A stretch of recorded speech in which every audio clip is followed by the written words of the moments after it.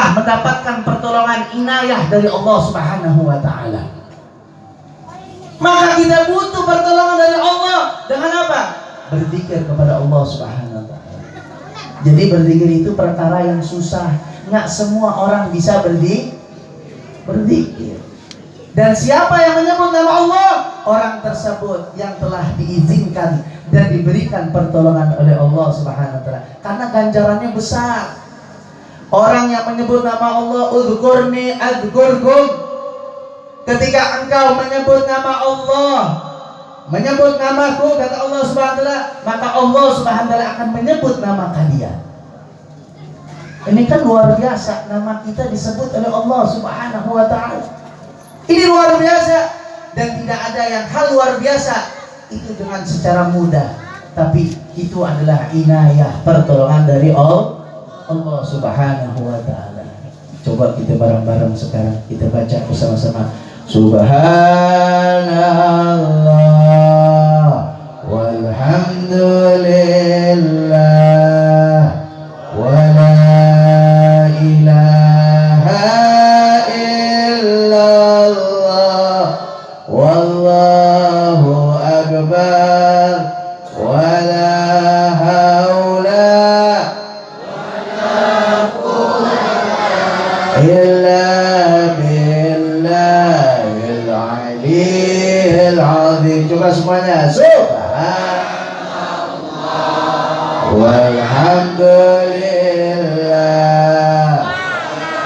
la ilaha illallah Allahu akbar wala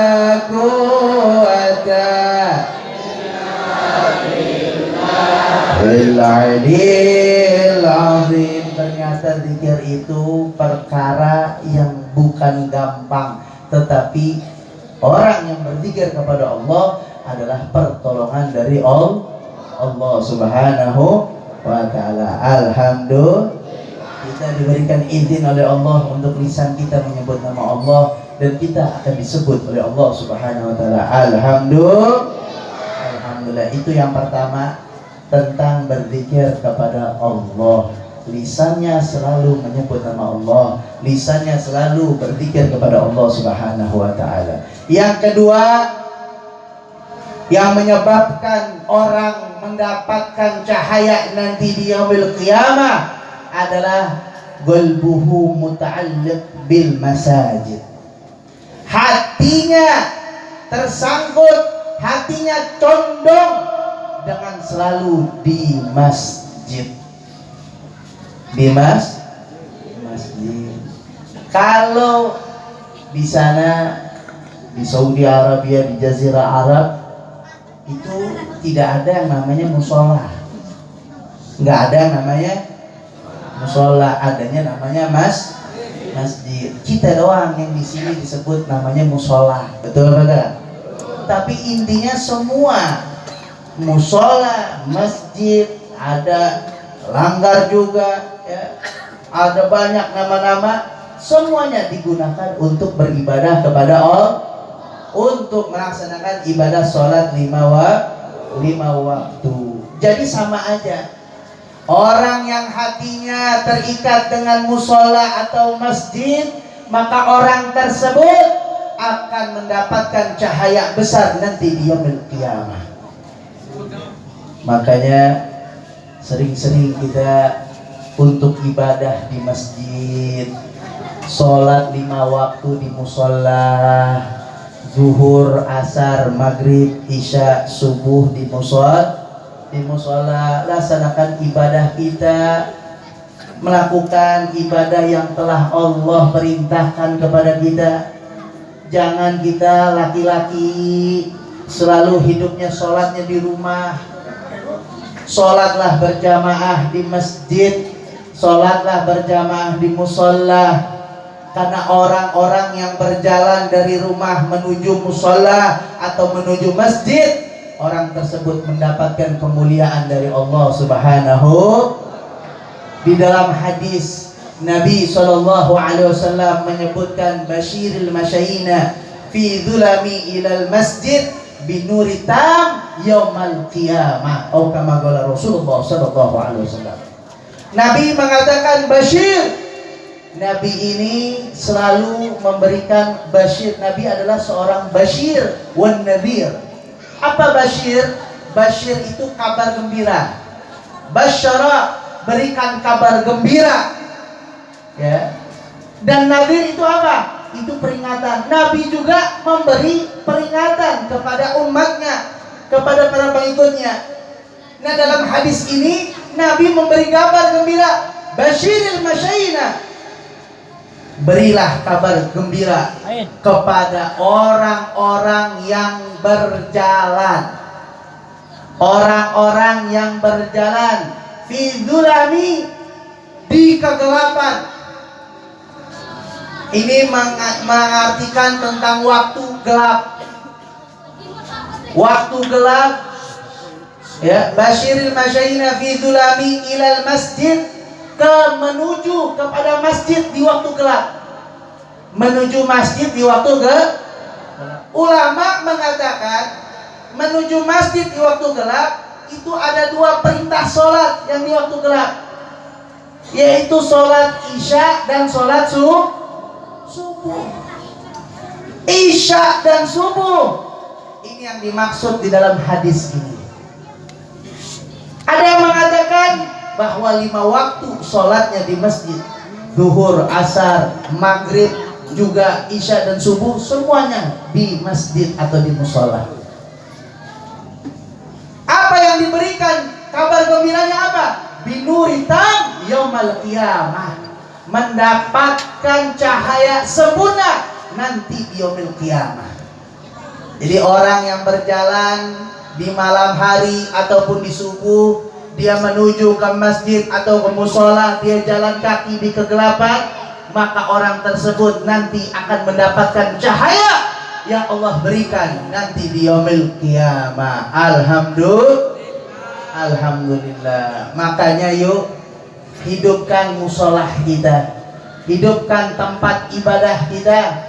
Dengan kita banyak ibadah sholat di masjid, ini yang akan mengakibatkan kita mendapatkan cahaya yang besar nanti di yaumil qiyamah. Bahkan nih kita harus jaga ini, sholat isya sama sholat subuh. Ini luar biasa pahalanya Bapak, apabila dilakukan secara berjamaah. Sholat berjamaah isya, sholat berjamaah subuh. Kata Nabi Muhammad SAW, man shallal isya fi jamaah faka'annama qama nisful lail, wa man shallal subuh fi jamaah faka'annama qama laila kullih. Kata Nabi Muhammad SAW, barang siapa yang sholat isyanya berjamaah. Tadi sholat isya berjamaah nggak? Berjamaah nggak? Orang yang sholat isyanya berjamaah, maka dia akan mendapatkan pahala seperti orang ibadahnya setengah malam penuh. Apa maksud setengah malam? Di malam tersebut dia setengah malamnya yang dihitung dari waktu maghrib terbenamnya matahari udah masuk malam sampai ke subuh, itu waktunya dibagi menjadi 2. Misalkan 10 jam, maka dibagi 2 menjadi 5 jam. Setengah malam 5 jam itu orang yang sholat isya berjamaah mendapatkan pahala seperti orang tersebut beribadah 5 jam setengah malam terus. Setiap detiknya dalam keadaan ibadah sholat, ibadah sholat, ibadah sholat, ibadah sholat, ibadah sholat sampai setengah malam. Ini pahala bagi orang yang melaksanakan sholat isya berjamaah. Makanya mulia orang yang sholat isya berjamaah. Dia mendapatkan keutamaan yang luar biasa walaupun orang tersebut lagi tidur. Habib, kan saya tidur itu malam. Tetap dia dihitung seperti orang yang sedang melaksanakan ibadah sholat setengah malam. Lalu dikatakan momen sholat subuh fi jamaah, dan barang siapa yang sholat subuh berjamaah faka'annama qama laila kulli, maka orang tersebut mendapatkan pahala ibadah sholat 1 malam penuh. Yang melakukan sholat subuh berjamaah nanti sholat subuh Ini mudah-mudahan sholat subuhnya berjamaah banyaknya semacam ini nih. Amin. Amin. Amin. Iya, jangan Isra Mi'rajnya doang dilakukan. Ibadah sholatnya juga harus dihidupkan, karena inti dari Isra Mi'raj adalah sholat. Jadi kita menguatkan ibadah sholat kita. Sholat subuh berjamaah, maka orang tersebut mendapatkan pahala 1 malam full di dalam ibadah sholat. Padahal dia lagi duduk, lagi nongkrong, tapi pahalanya seperti waktunya itu ibadah seperti ibadah sholat. Padahal dia lagi makan malam, lagi ngobrol, tuh dapat tuh pahala ibadah sholat setiap waktunya. Alhamdulillah. Tapi kalau mau dapat 1 malam full, maka harus sholat isyanya berjamaah. Harus sholat isyanya berjamaah. Kalau isyanya nggak berjamaah, subuhnya berjamaah, maka belum dapat 1 malam full. Kalau isyanya doang berjamaah, subuhnya kagak berjamaah, cuma dapat setengah malam. Nah, jadi dua-duanya mesti berjamaah. Isyanya berjamaah, subuhnya juga berjamaah. Alhamdulillah. Alhamdulillah. Ini yang kedua, hatinya selalu dengan masjid, hidupnya selalu dengan masjid, menghidupkan masjid, ibadah sholat di masjid. Ini dia mendapatkan keutamaan sholat, mendapatkan cahaya yang terang nanti di yaumil qiyamah. Yang ketiga, yang terakhir, yang ketiga adalah wala yusubbuh walidayhi. Yang ketiga, ini orang tidak pernah mencaci memaki orang tuanya. Tidak mencaci memaki orang tuanya. Anak yang berbakti kepada orang tua, maka dia akan mendapatkan cahaya yang sempurna nanti di yaumil qiyamah. Nggak pernah orang tuanya panggil, dia siap. Dia katakan siap bapak, siap ibu. Allah katakan, Allah berfirman dalam Al-Quran, wala taqul lahuma uff. Jangan kalian katakan kepada kedua orang tua kalian dengan kalimat uff. Kata-kata uff, menurut para ulama, kalau bahasanya uff, kalau kita nih orang Serang bilangnya karena cuma 2 huruf doang, ya. Kata ulama, siapa anak yang berkata kepada orang tuanya dengan kalimat maka anak tersebut anak durhaka. Anak apa? Durhaka.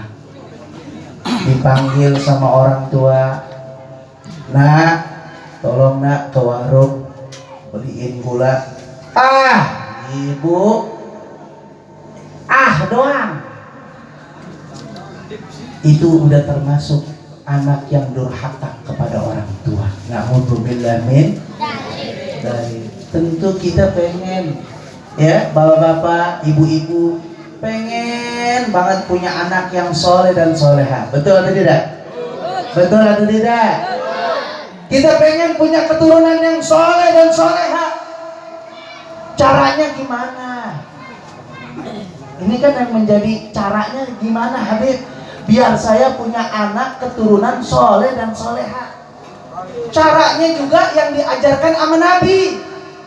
Nabi ngajarin kepada kita dalam satu hadis. Nabi katakan, biru abaukum tabirukum abnaukum. Biru abaukum, berbaktilah kalian kepada kedua orang tua kalian. Niscaya anak-anak kalian akan berbakti kepada kalian.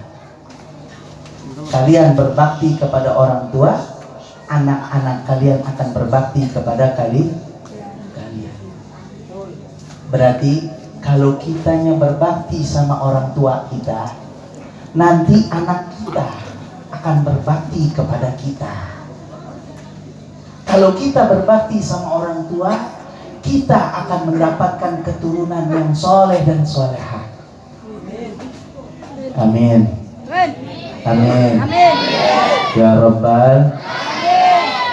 Tuh, kalau pengen punya keturunan, ada orang, Habib, saya udah lama nggak punya keturunan, berbakti sama orang tua. Minta ridho orang tua. Minta doa dari orang tua. Minta ridhonya orang tua. Insya Allah anak tersebut mendapatkan keturunan dari berbaktinya kepada orang tua. Karena Nabi sebutin, siapa saja yang berbakti sama orang tua, maka anaknya, anak yang berbakti, dia mendapatkan anak yang akan berbakti kepada dia.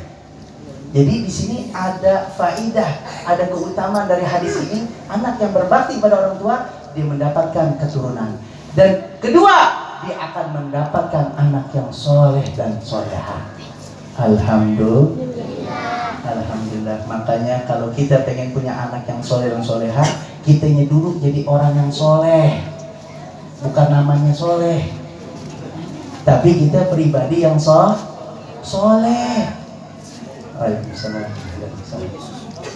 Ya. Kita nih yang soleh dulu. Kita nih yang berbakti dulu sama orang tua. Maaf nih, coba nih bapak-bapak semuanya nih. Kita kadang-kadang kita kalau melihat anak kita nih kadang-kadang suka mengucap tuh, ya Allah, tuh kayak kita juga ya, dulu masih kecil begitu juga tuh. Betul apa enggak? Betul apa enggak? Tuh, sifat anak ini sama kayak sifat gue dulu masih kecil begini juga nih. Anak yang manjat pohon, ini juga manjat pohon dulu. Dulu kita masih kecil manjat pohon, anak kita manjat pohon. Anak kita dulu demen lari, anak kita juga demen lari. Buah itu tidak akan jatuh jauh dari pohonnya. Betul apa enggak? Betul. Pohonnya di sini, nggak mungkin buahnya jatuh di ujung gang. Nggak mungkin. Buah pasti jatuhnya di sekitar pohon. Begitu juga kita. Kalau kita pengen punya anak yang soleh, anak yang soleha, kita dulu jadi pribadi yang soleh, pribadi yang soleha. Bagi yang ibu-ibunya, baru dapat tuh anak kita pasti anak yang soleh. Nah kadang-kadang kan orang pada bingung sekarang. Ada datang ke saya, Habib doain saya, Habib doain anak saya. Anak saya bandel banget, bandel, bangor. Tahu bangor? Bangor banget. Bandelnya udah kagak bisa diatur dah. Dinasehatin udah, dikasih tahu udah. Saya tanya, maaf Pak, Bu, saya mau nanya, itu emang anak yang bangor itu umurnya berapa? Umurnya 25 tahun. Ya ilaha illallah. Umur 25 tahun baru diajar, baru dididik, baru minta doa. Masih kecil kemana? Dia masih kecil kemana tidak dididik? Dia masih kecil kemana tidak diajarkan? Kenapa baru besar baru kita repot untuk mendidik anak kita? Makanya nih harus diperhatikan. Kadang-kadang suka terlepas ucapan tuh yang begini, nggak apa-apa dah anak kecil. Betul apa kagak? Nggak apa-apa dah masih kecil, biarin nggak apa-apa. Iya, nggak apa-apa anak itu masih kecil, dia mau berlaku apapun. Tapi dididik juga harus dari masih kecil. Pendidikan itu harus masih kecil. Dikasih tahu apa yang dilakukan, ya biarin. Tapi dikasih tahu, nah begini nih yang benar. Nah jangan begitu nak, begini yang benar nak. Nah kasih tahu, dididik. Jangan nih anak sudah besar, nih anak udah bangkotan, udah besar, baru nih anak mau dididik, suruh sholat. Umurnya 25 tahun disuruh sholat susah. Baru disuruh sholat 25 tahun, susah. Umurnya 15 tahun baru disuruh ngaji. Dari kecil kemana kagak ngaji. Umur 15 tahun baru disuruh nutup aurat. Dari kecil kemana? Inilah pendidikan. Makanya kita ini mulai dari kecil, anak kita dari kecil, kita udah mulai didik. Di dalam kitab Akhlak lil Banin yang dikarang oleh Syekh Umar Baraja, disebutkan itu dalam kitab Akhlak lil Banin. Ini kitab banyak dipakai di pondok-pondok pesantren. Akhlak lil Banin dan ada Akhlak lil Banat. Ini disebutkan dalam kitab tersebut, kalau kita mau didik anak, didiklah semenjak kecil. Didiklah anak kita semenjak kecil. Didik anak semenjak kecil bagaikan mengukir tulisan di atas batu. Saya mau tanya, mengukir tulisan di atas batu gampang apa susah? Gampang atau susah? Susah. Nulis nama di atas batu susah. Ketika dipukul, dipahat itu batu, batunya mental. Diambil lagi itu batu, pukul lagi, dipahat lagi, entar kena tangannya berdarah. Dipukul lagi, entar palunya kena palanya, kejedot lagi. Terus dipukul, dipahat terus, ditulis nama. Akhirnya berbentuklah tulisan nama. Kira-kira tulisan yang dipahat di atas batu, tulisan itu bisa hilang atau tidak? Bisa hilang atau tidak? Tidak bisa hilang. 10 tahun hilang nggak tulisannya? 20 tahun hilang nggak tulisannya? 30 tahun hilang nggak tulisannya? Maka tulisan itu tidak akan hilang. Begitu juga mendidik anak. Dari kecil nanti sampai besar, didikan orang tua tidak akan hilang. Kadang-kadang kita suka ngomong, ini begini nih, didikan orang tua saya. Tuh. Padahal dia udah bangkotan. Tapi dia ngomong, ini didikan orang tua saya dulu dididik begini sama orang tua saya. Saya dididik begini, saya diajari begini. Tuh, karena apa? Orang tuanya semenjak kecil sudah mendidik. Nah, kalau mendidik anak kalau sudah besar, itu bagaikan menanam pohon. Pohonnya tumbuh, sudah berbatang, batangnya bengkok. Batangnya bengkok. Ini batang yang bengkok ingin dilurusin. Kira-kira gampang apa susah? Batangnya bengkok. Pohonan udah jadi, batangnya bengkok. Bengkoknya ini batangnya bengkok, pengen dilurusin. Ah, ini kurang bagus nih, dilurusin. Dipaksain. Kira-kira bisa apa enggak? Akhirnya timbulnya jadi patah. Mending kalau kagak patah, kalau dia bawa balik lagi ke muka kita, batangnya lagi dilurusin, nggak kuat, balik lagi mental gitu. Akhirnya menyiksa kita. Begitulah mendidik anak kalau sudah besar. Yang besar anak dididik, makin lama kalau kita didik, makin dilawan kita. Betul atau tidak? Anak udah gede, nak, sholat nak. Apa aja nggak sholat? Loh. Nak, pergi kamu sholat tidak sono. Bapak aja nggak kamu sholat. Tuh, sebab apa? Kita baru didiknya udah besar. Dari kecil kita tidak didik. Akhirnya sudah besar baru didik, kita yang dibalikin. Nah, jangan keluar malam-malam nak. Mendingan di rumah. Bapak, gitu bener. Orang kita kan masih muda, mau keluar malam. Tuh, dibalikin tuh. Karena apa? Dari kecil tidak dididik. Makanya yuk, mumpung kita masih punya orang tua nih, adik-adik kita nih yang remaja, perawan-perawan. Ada perawan di sini? Loba. Yang perawan-perawan, yang ibu-ibu semuanya. Kita ini mau besar, mau kecil, mau udah nikah, mau belum nikah, tetap aja kita mah di hadapan orang tua kita anak. Betul atau tidak? Kita punya anak 3, kita ketemu orang tua kita dipanggil anak. Nah, tetap aja kita jadi anak. Makanya kita ini mesti berbakti sama orang tua. Cuman caranya ini berbakti sama orang tua. Ya, sudah. Masya Allah. Lanjut. Makanya kita mesti berbakti sama orang tua. Kalau kita berbakti sama orang tua, anak kita akan berbakti kepada kita. Habib, orang tua saya sudah meninggal dunia. Kalau orang tua saya masih hidup, saya bisa.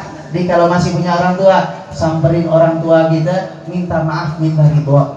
Yang belum punya keturunan, minta maaf, minta ridho sama orang tua. Insya Allah dapat keturunan. Kalau orang tuanya sudah tidak ada, orang tuanya sudah meninggal dunia, apakah kami selaku anak bisa berbakti kepada orang tua yang telah meninggal dunia? Bisa. Habib, saya dulu orang tua masih hidup, saya kenal benar sama orang tua saya. Saya belum nyenengin orang tua saya. Saya belum membahagiakan orang tua saya. Saya udah begini, saya pengen ngebahagiain orang tua saya. Saya pengen berbakti sama orang tua saya. Apakah saya bisa, Habib, berbakti sama orang tua saya yang telah meninggal dunia? Bisa. Caranya bagaimana? Caranya ada dua. Yang pertama, doakan orang tuanya. Doain orang tuanya. Jangan kita doa kita minta duit dulu. Doa kita cuma buat diri kita doang. Jangan doa kita itu cuma buat diri kita doang. Doakan orang tua masih hidup maupun sudah meninggal. Doakan orang tua. Karena dengan mendoakan orang tua, kita menjadi anak yang berbakti kepada orang tua. Amin ya Rabbal. Ada cara yang paling gampang, doain orang tua dan insya Allah kita jadi anak yang berbakti. Mau tahu caranya? Mau tahu caranya? Nih, gampang. Kita setiap hari dengar azan. Betul? Betul? Dengar nggak azan? Toanya dikecilin apa digedein? Kecilin apa gedein? Gedein apa kecilin? Oh, digedein. Saya kira dikecilin di sini toanya. Ya. Biar dengerin azan tuh, karena azan itu pemberitahuan. Kesian orang yang jauh kagak denger. Kita kadang-kadang toa di sebelah rumah kita aja kagak sholat. Kadang-kadang toa sebelah rumah kita, boro-boro kita denger. Kadang-kadang kita suka ngomong, emang udah azan? Ya. Toa segede-gedenya masih belum denger juga. Nih caranya dengerin nih. Ini ada cara. Ketika kita dengar azan, selesai azan kita kan baca doa. Betul apa enggak?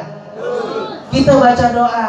Doanya Allahumma rabb hadhihi da'wati tamma wa salati qa'imah ati sayyidina Muhammadin wasilata wa syarafa wa darajatan 'aliyatan rafi'ah wa ba'athul maqaman mahmudan alladhi wa'adta innaka la tukhliful.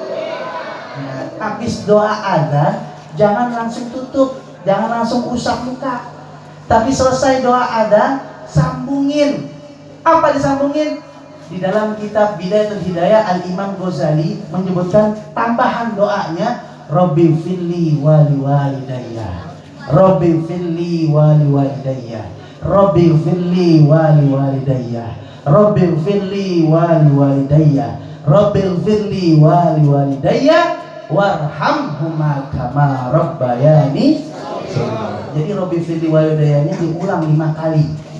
Rabbi firli wali walidayya, Rabbi firli walidayya, Rabbi firli wali walidayya, Rabbi firli wali walidayya, Rabbi firli wali walidayya warhamhuma kama rabbayani shaghira.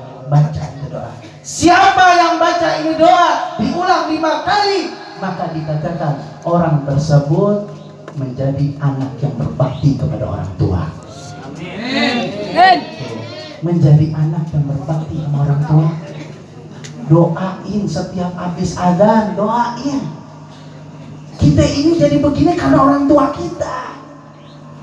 Kita ingin mendapatkan kenikmatan gara-gara orang tua kita. Semenjak kecil orang tua kita tidak lepas dengan kita. Ibu kita tidak ada kata lelah mengurus kita, mendidik kita. Ayah kita mengorbankan jiwa raganya, banting tulang, bekerja dari pagi sampai ketemu malam untuk kita orang tuanya, untuk kita anaknya.